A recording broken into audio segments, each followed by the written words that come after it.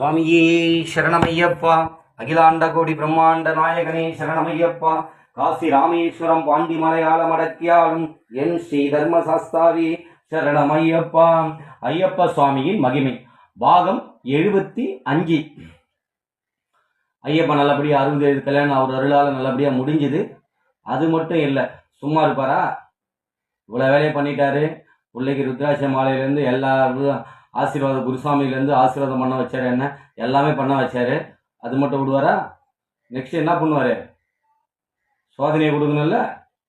பிள்ளைக்கு சந்தோஷத்தை கொடுத்தாரு, சோதனையை கொடுக்கணும்ல. அடுத்தது பண்றாரு பாருங்க. அவர் வேலையை அவர் காட்டுறாரு பாருங்க. என்ன பண்றாருன்னா, எனக்கு முன்னாடி எது நடக்குதோ அது பகவான் ஐயப்பன் எனக்கு காட்டுவார். எங்கள் சொந்தக்காரங்கள்லேருந்து யாருக்கு என்ன நடக்குதோ, என் கூட யார் நெருக்கமாக இருக்காங்களோ அவங்களுக்கு முன்னாடி கெட்டது நடக்குதோ நல்லது நடக்குதோ ஐயப்பன் என்கிட்ட கண்ணெதிரை காட்டுவார். ஏன்னா அவர்கிட்ட நான் ஜீவாத்மாவாக அடங்கிட்டேன். அடங்குறதால முன்னாடி யாருக்கு என்ன கெடுதல் நடக்குதோ அது என்கிட்ட ஐயப்பன் காட்டுவார். நல்லது நடக்குதோன்னாலும் காட்டுவார் பகவான் ஐயப்பன். ஆனால் இது வரைக்கும் நான் யார்கிட்டையும் சொல்ல மாட்டேன். கெட்ட விஷயம் அவங்க நடக்க போகணும் முன்னாடி சொன்னேன்னா அது நம்ம சொல்லி நடந்த மாதிரி அவங்க நம்மளை தப்பாக நினச்சிக்குவாங்க. அதனால அதை நான் சொல்றதே இல்லை. நல்ல விஷயங்களை கூட பரமாத்மா அவங்களுக்கு சொல்லட்டுன்னு கம்மன் விட்டுருவேன். இது எனக்கு பகவான் குணத்துக்கின்றார். ஏன்னா எனக்கு அந்த பெரிய ஒரு சக்தியை கொடுத்திருக்கார் பகவான் ஐயப்பன்.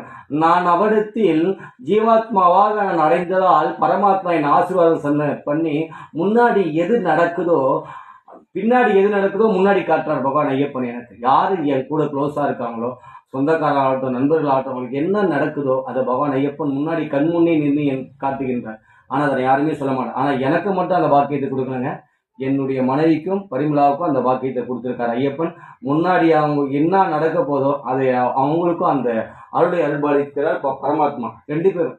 ஏன்னா 2 பேருமே நாங்கள் அர்ப்பணிச்சிட்டோம் அவர்கிட்ட, உடல் பொருள் ஆத்மா அனைத்து. ஏன்னா இந்த உலகத்திலே ஐயப்பனுக்கு தன் பிள்ளையாக நினைத்து சாப்பாடை ஊட்டுறாங்க. அம்மா சாப்பாடை ஊட்டுறாங்க. என்னுடைய மனைவி அவர் கொடுத்த மருமவ தன்னுடைய அப்பாவுக்கு சாப்பாடு ஊட்டுறா, குழந்தையாக நினைத்து சாப்பாடு ஊட்டுறா. குழந்தையாக ஐயப்பன் இங்கே விளையாடுகிறார் வீட்டில். என்ன விடுது பாருங்க. அப்போ இதை ஏன் சொல்ல வரேன்னா, கல்யாணம் முடிஞ்ச உடனே யாரால நடந்தது, எதனால் நடந்தது, யாரால் நடந்தது. அப்போ அவனை நம்ம என்ன பண்ணணும், அவனை நம்ம சோதிக்கணும்ல. அவனுக்கு என்ன பண்ணணும் அப்படின்ட்டு பகவான் சோதிக்கின்றார். பார்த்தா எங்கள் அப்பா இறக்குற மாதிரி கனவு வருது, இறந்த மாதிரி கனவு வருது. கல்யாணம் பண்ணி 1 மாதத்துக்குள்ள 1 மாத கடுக்குள்ள 15 நாளில் அவர் இறந்த மாதிரி கனவு வருது. ஏன்னா எனக்கு கனவு வந்தால் அது அப்படியே நடக்கும். அதான் சொன்னேன், பின்னாடி நடக்கிறது முன்னாடி காட்டுவார் பகவான் ஐயப்பன் எனக்கு. அப்படி அவர் இறக்குற மாதிரி கனவு வருது. ஒன்றுமே புரியல. பகவான் ஐயப்பன் அப்படியே கண்ணு கலங்குற. போய் எங்கள் அத்தை ராஜ்யத்திட்ட போய் சொல்லி அழுகுறேன், மனமாத்திட்ட சொல்லி அழுகுறேன், கண்ணு கலங்கி அழுகுறேன். என்னடா அது? ஆனால் ஒன்று மட்டும் சொன்ன, ஐயப்பா இது நீ நடத்தின கல்யாணம், இது உன் புள்ள நடத்தலை, இது நீ நடத்தின கல்யாணம். யாருக்கு தெரியுமோ இல்லையோ, உனக்கும் எனக்கும் தெரியும். உன் பிள்ளையாக தொப்புள் கொடி எனக்கு தெரியும், பெற்றெடுத்த கருவில் பெற்றெடுத்த உனக்கு தெரியும், தாய்க்கும் பிள்ளைக்கும் தெரியும் இது உன்னால் நடைபெற்ற கல்யாணம். அதனால இது யார் உயிர் போனாலும் அதுக்கு பழி பாவத்துக்கு நீ தான் ஆளாகும். 2வது நான் ஆளாவேன். ஃபர்ஸ்ட் நீ ஆளாவ, 2வது நான் ஆளாவேன். அந்த பாவத்தை என் அப்பா என் அம்மா பண்ணக்கூடாதுப்பா. நீ எனக்கு எல்லாமே நீ தான். இந்த பழி பாவத்துக்கு நீ ஆளாகக்கூடாது. அப்பன் கல்யாணம் நடத்தி வச்ச கல்யாணம் நல்லபடியா அது இருக்கணும். இன்னும் அவங்க 10 வருஷம் 5 வருஷம் கூட நல்ல நிலைமைக்கு அவங்க வரணும், நல்லா இருக்கணும். பகவான் ஐயப்பட சொன்னேன். அதே மாதிரி பகவான் ஐயப்பன் இன்னி வரைக்கும் உயிரை கையில பிடிச்சி வச்சுருக்கிறார். இங்கே எதுவும் இல்லை, எங்கள் அப்பாவோட உயிரை அம்மாவோட உயிரை கையில பிடிச்சி வச்சுருக்கிறார் பகவான் ஐயப்பன். அங்கே அத்தை மாமா எதுவும் கையில பிடிச்சி வச்சுருக்காரு. ஏன்னா இது ஐயப்பனுடைய வீடுங்க. அது யம தர்ம வெளியே நிற்கிறான், கண்முனை காட்டுறான் ஐயப்பன்.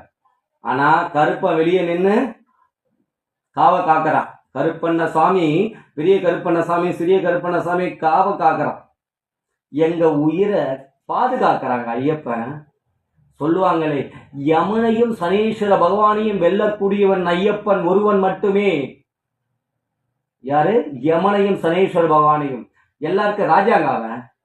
அதான் சொல்றாங்க, ராஜாதி ராஜனே, ராஜகுமாரனே, வில்லாளி வீரனே, வீரமணி கண்டனே. அதான் சொல்லாங்க, சரணம் விழித்தால் மரணம் இல்லை, விதியின் மாற்றத்தை மாற்றக்கூடியவன் ஐயப்பன். எல்லாரையும் ஒரு கைக்குள்ள வச்சிருக்க ஆளுங்க அவரு. அதான் எந்த கடவுளும் இந்த சின்முத்திரையோட கிடையாது. சின்முத்திரையோட இருக்கிற ஒரே கடவுள் உலகத்திலே ஐயப்பன் ஒருவன் மட்டுமே. அனைத்தையும் உணர்த்தக்கூடியவன் அவன். பாத்தீங்களாங்க பகவானுடைய கருணையை பாத்தீங்களாங்க. அவன் கருணையை சொல்ல வார்த்தைகள் இல்லைங்க. மிச்ச கதையை நாளைக்கு சொல்றேன். ஓம் சுவாமியே சரணமையப்பா. ஓம் ஸ்ரீ பூதநாத சதானந்தா சர்வபூத தயாபரா ரட்ச ரட்ச மகாபாவு மகா சாஸ்திரி தும்யம் நமோ நமக. சுவாமியே சரணமையப்பா. சுவாமியே சரணம்.